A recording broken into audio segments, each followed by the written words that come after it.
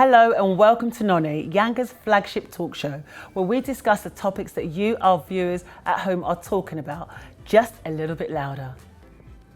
I'm Lydia Amoah, and today I'll be asking my guests, will we ever kick racism out of football? So who are my guests? Well, joining me today are former football player and the first black player of Chelsea Football Club, Paul Canaville, serial entrepreneur, Dexter Sims, and former Premier League football player and anti-discrimination campaigner, Paul Mortimer. Welcome everyone. Despite England's excellent performance in the last World Cup, this year was hardly football's finest hour, racially speaking. Raheem Sterling took on the Daily Mail, Lord Sugar insulted Senegal, and a West Ham fan filmed himself abusing Son Heung-min, Tottenham's South Korean star. Added to that, a string of racist incidents prompted some Premier League stars to boycott social media. This year is the 25th anniversary of anti-discrimination charity Kick It Out. But with depressing statistics like those, are they fighting a losing battle? Is football destined to always be a magnet for racists? Panel, what do you think? This is not just in football, this has come out from society. You got to really understand that, and this is the likes of when my parents came over on the Windrush and me growing up in the 60s, racism was fully out. It's changed where blatantly now it can't be thrown in your face, legally, where now it's taken to football matches. You've got to understand this. Yes, we've been fighting this game since I've started myself, and it was understandably that when I came into the game, professional game, I didn't expect to hear that kind of abuse. I was shocked, and being a young lad, tremendously shocked, because it was far from me forgotten growing up with racism, to come to a professional dream of mine and to receive this from my own fans. Now it's conducted where some even involving players, and this is where it's getting deep. This is where the FA, and I was talking with Paul and my colleague here, Dex, that the FA, Premier League, they've got to step up their game right now. And something needs to be done. And this is where we all are, players of whether past or future players that are there today are talking about it. Negatively, it's hurtful, but I think at this moment, some of the players, you're not hearing the full scope of what's been going on, because I think there's a lot of complaints we're just not hearing verbally and out there. And the reason why, I think, because some of the players feel they could be sanctioned, reprimanded, and by their club or by the FA. Dexter, what do you think? I mean, to what you're saying, because Paul's mentioning about it's always been there, and obviously in the beginning of his career, that's the last thing he's expecting. What do you think? I kind of agree with him, because you know, in society, like he said, racism hasn't actually disappeared.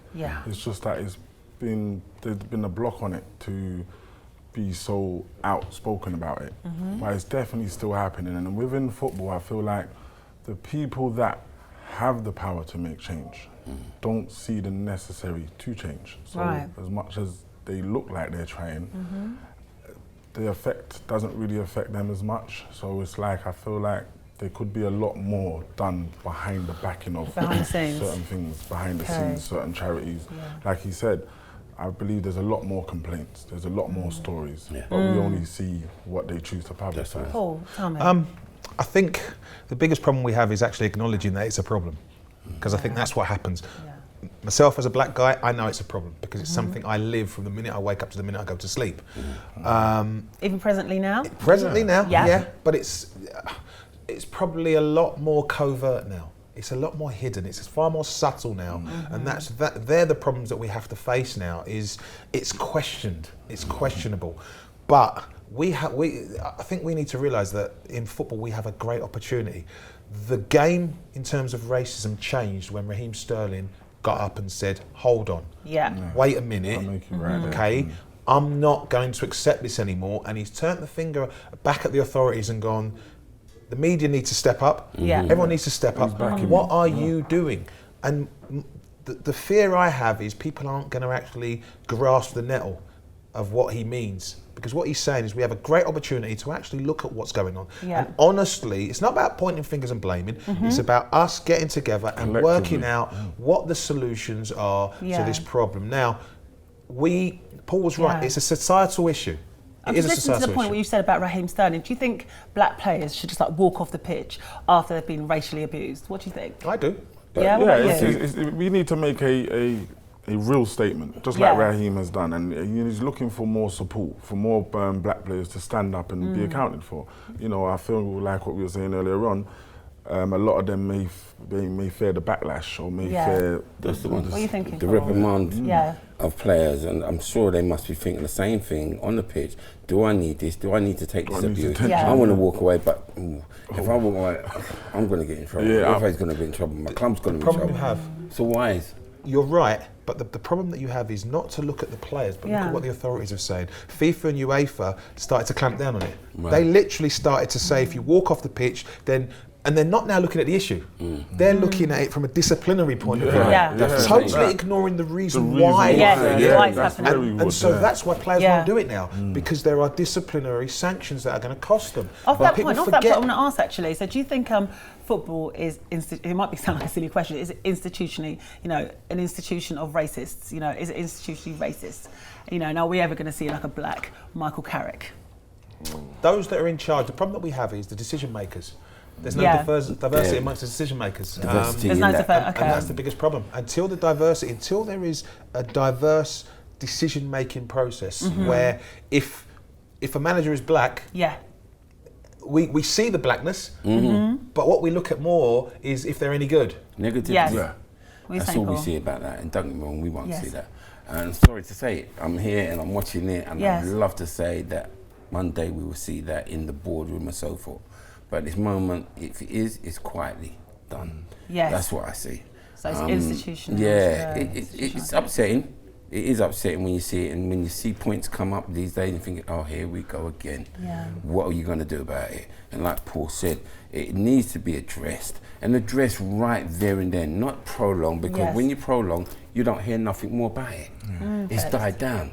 What happened to that incident? We don't know. We don't know, it just disappears. What are you thinking, Tex? Like, football's like the main sport in the UK. So it's like, it's a big platform. And I feel like if these issues was raised a lot more, they would affect a lot more people and be able to support a lot more campaigns. But like I said in the beginning, I feel like a lot of people who's in charge or decision makers, like you were saying, there's not a lot of diversity, so the decisions, if it doesn't affect you, you are oblivious to it, or you don't see the need for change.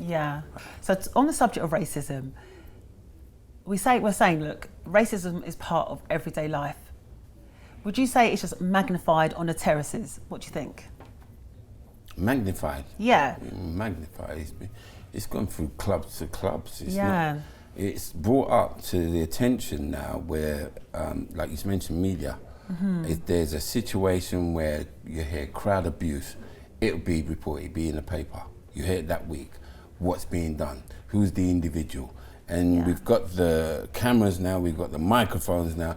My projective is that a lot of cameras should be based around. And a lot of mics should be based around, because it's word and hearsay. This is what's been going on in the ground. It's hearsay. What did he actually say? Was he racially abusive or was he not?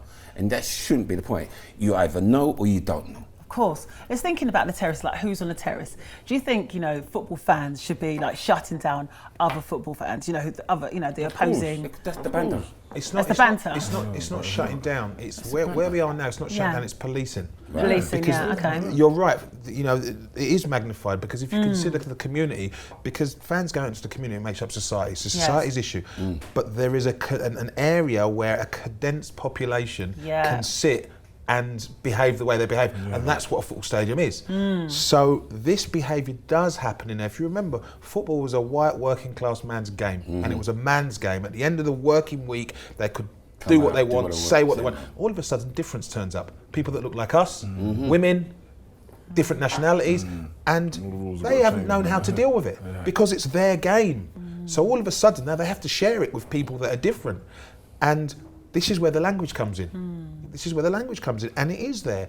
What football's starting to do is police itself. Fans are starting now to have the confidence to be able to speak up, because we've got apps and things that people have the confidence now to be able to report what's going on with no real recourse to Paul, themselves. I want to go back to the point that you mentioned. You said that, you know, football is, you know, started off as a white working class man's game. But in America, you know, we've got, you know, baseball, American football, and we're not hearing it as much, you know, that is happening in the terraces. So why have they got it, you know, why have they got it right over there, and what's happening, you know, what can we learn from them, if anything at all?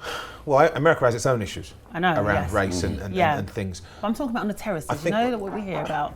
Well, for us on the terraces, it's not as bad as it was. Simply because what's happened on the terraces all of a sudden is the difference has turned up. You look at the cross section of fans now.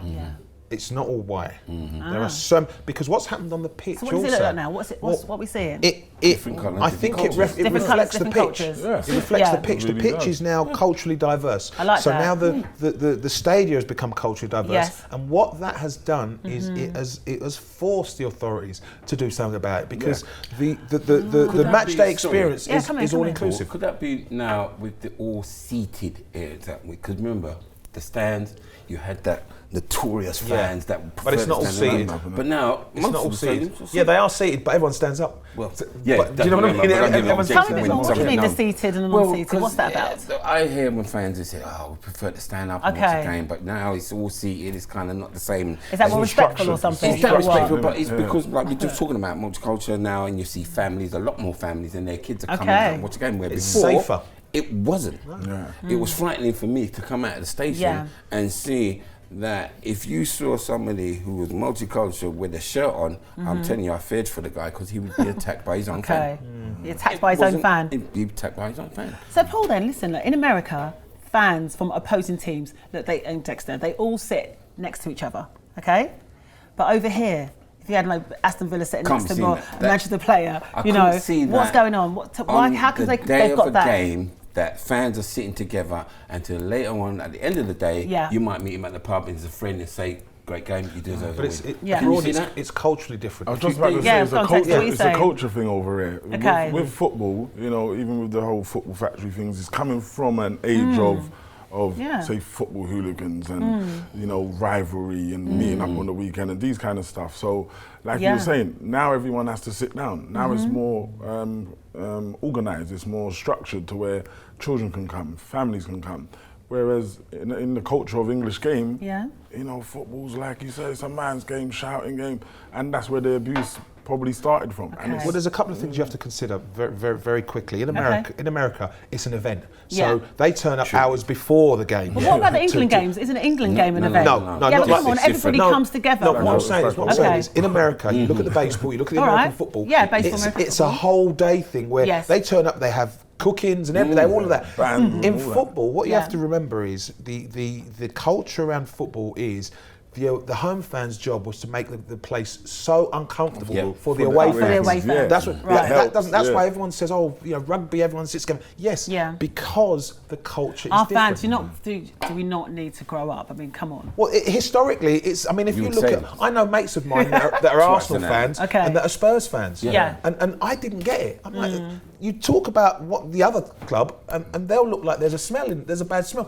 It's something they've been almost born into. Yeah, and touching on that point, I mean, I saw a tweet from Ian Wright a few weeks ago, and he was really upset because, you know, him as a person as he's growing up, he's an Arsenal player and through and whatnot, but becoming a presenter and talking, etc., he's starting to put out quotes about other teams. And, you know, he put out Tottenham had a great performance one time, and his own Arsenal fans totally abused him.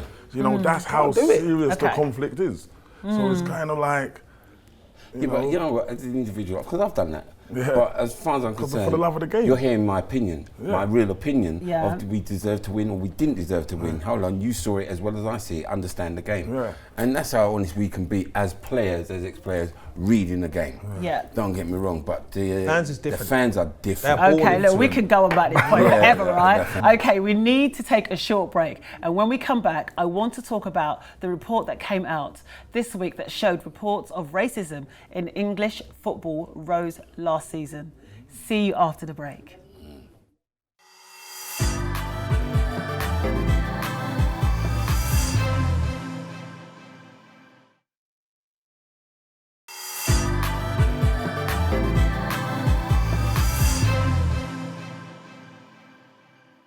Welcome back to NONI with me, Lydia Amoah, and my guests Paul Canaville, Dexter Sims and Paul Mortimer. So the question we were discussing before the break was, will we ever kick racism out of football? Now, statistics gathered by Kick It Out showed reports of racism in English football rose by 43% last season. Panel, what do you think is fueling this trend? That's interesting data. I saw that yesterday. I was thinking, my gosh, if it's risen so much, what have we been doing? Yeah. Now, this is why I discussed with Paul regarding Kick It Out and regarding red card. And I say, with my own opinion, is that they don't have been given the strength to indulge and in deeply, set standards out of punishment, because, which I just said earlier, we don't get to hear the fully complaints that are out there. There's a lot more complaints. Okay. And now you've just seen the data, how much it's risen to racism in football itself. What has been done? Where have we gone wrong? What can be done? So what's fueling it? What are you saying? What is fueling this? I think are you saying we're not hearing enough stories? More. What else? Yeah, I think it's being highlighted more maybe on social media and stuff, but again, some of the stories are being hidden.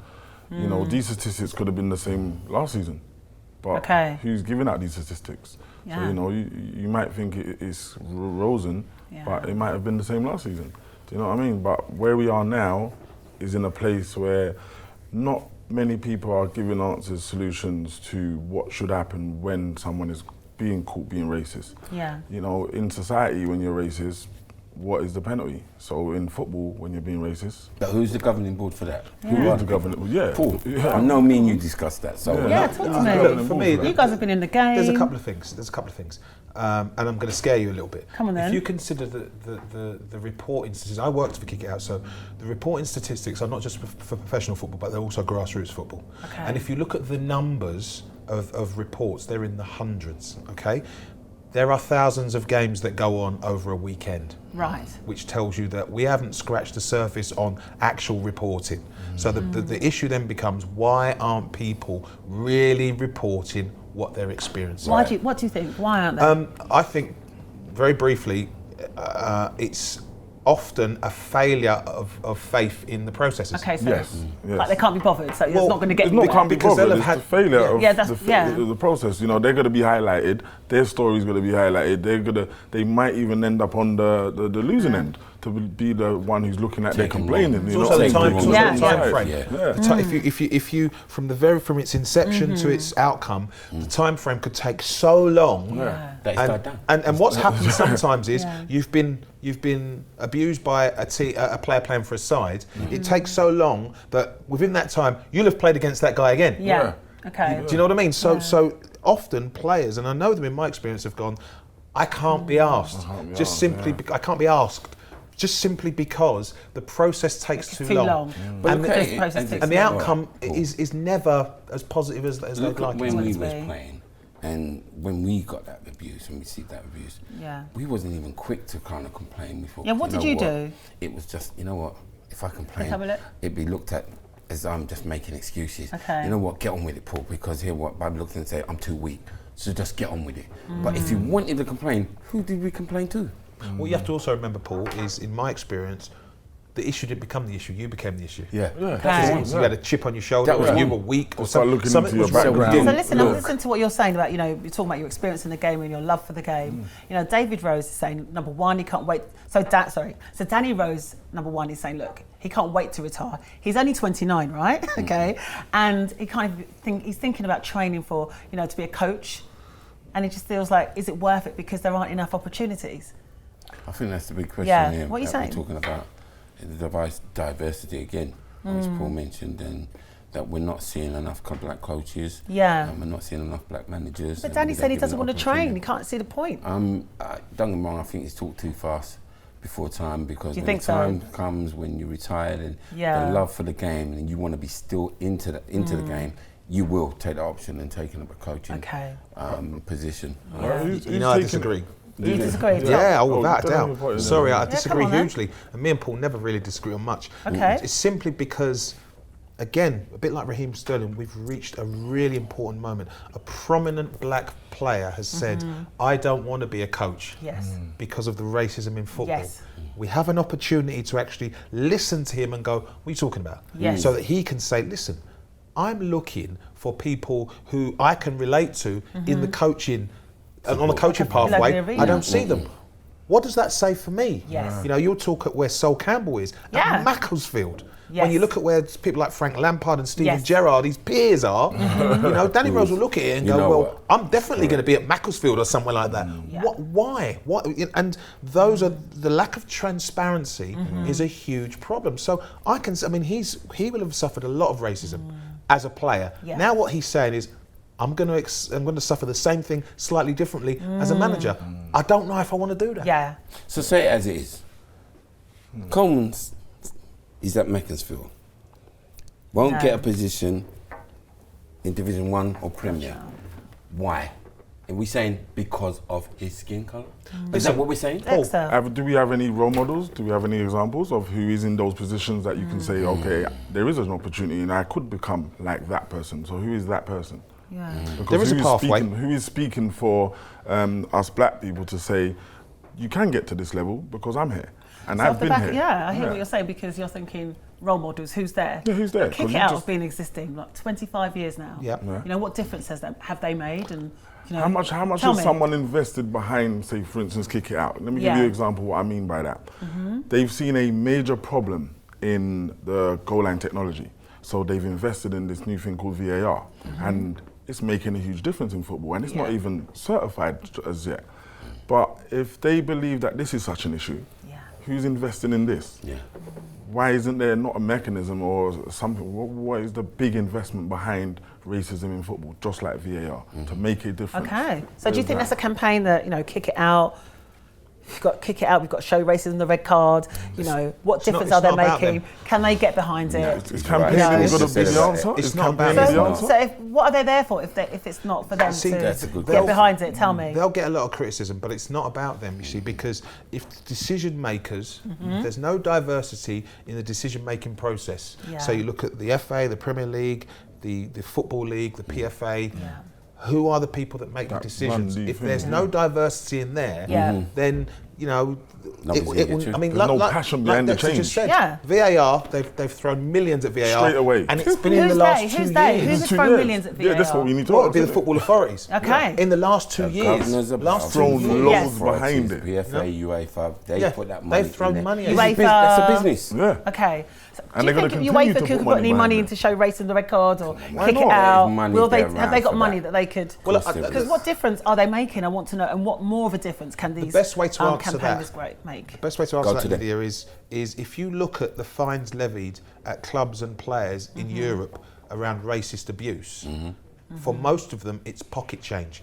It's a few £1,000s here, a few £1,000s there. So what that tells you is FIFA and UEFA do not take combating any form of discrimination in terms of racism seriously. They don't. It doesn't affect them. Okay. Okay. It's a shame, but it's a shame, but it's the truth. Yeah.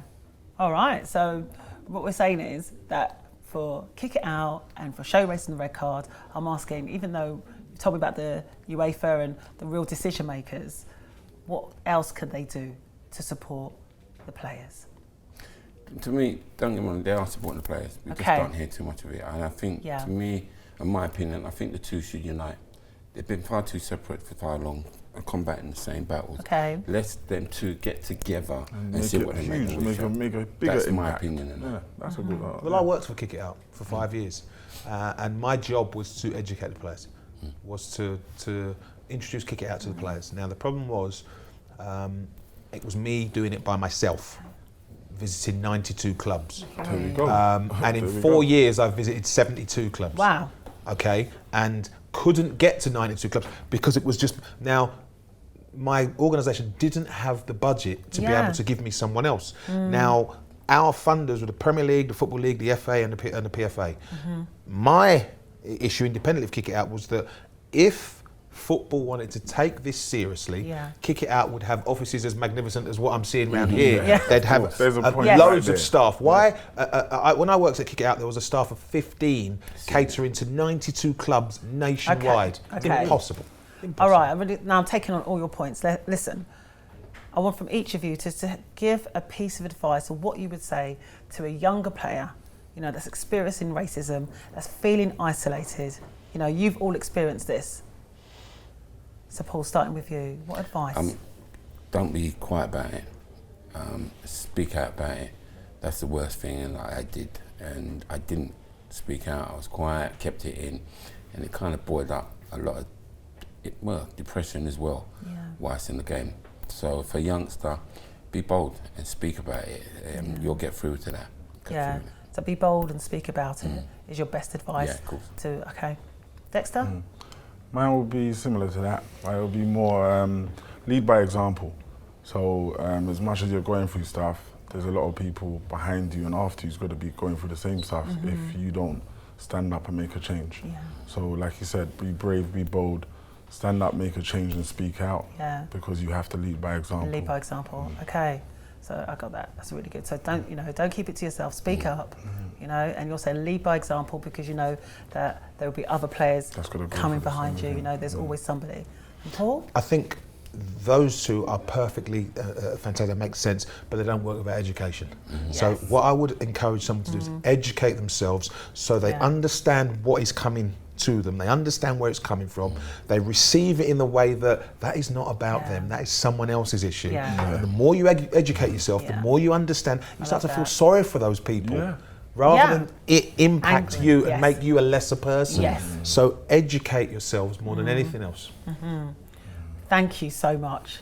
Honestly, I mean, it feels really emotional having you guys here. You know, the history, your passion behind the game and everything. So Paul Canaville, Chelsea's first ever black football player. Thank you so much for being here today, you know, and being part of the conversation and sharing your piece of knowledge. Thank you for having me. Grateful. Dexter, my serial entrepreneur, you know, you've set up football clubs, you help a lot of young people, and thank you for taking time to be here today. We really appreciate you here. Thank you for having me. And Paul Mortimer, thank you. Premier League player, they're still out there coaching, making a difference. Trying. And being here today and sharing your knowledge, all of your knowledge will help somebody that's watching this show. I'm really, really grateful. Thank you so much for being here today. You're welcome. Paul's still a player. Thank you. Paul's still a player. Oh. Anyway. Okay. That's it from me, Lydia Amoah, and my fantastic guests. Thank you for joining me, and don't forget, every episode of NONI is online at yangatv.com. So wherever you are, you can watch this show and other great content from Yanga. Join us again soon for some more entertaining conversation. Goodbye.